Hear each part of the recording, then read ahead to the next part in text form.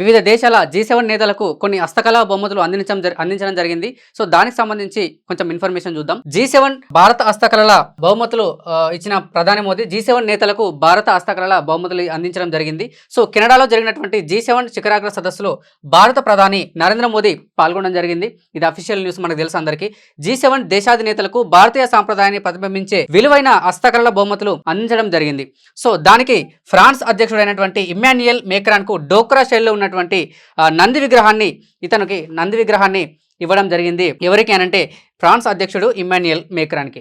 So అదేవిధంగా Germany chancellor Frederick మెర్లకు ఇసుకరాతితో తయారైనటువంటి కోనార్క్ చక్ర నమూనా బహుకరించడం జరిగింది. మనం ఇక్కడ చూస్తున్నాం కోనార్క్ చక్ర నమూనా, మనం ఇక్కడ ఇవి మన హస్తకళ బహుమతి. దీనికి సంబంధించి ఇక్కడ చూస్తున్నాం కోనార్క్ చక్ర నమూనా ఉన్నటువంటి బహుమతి ఈ యొక్క జర్మనీ ఛాన్సలర్కి అందించడం జరిగింది.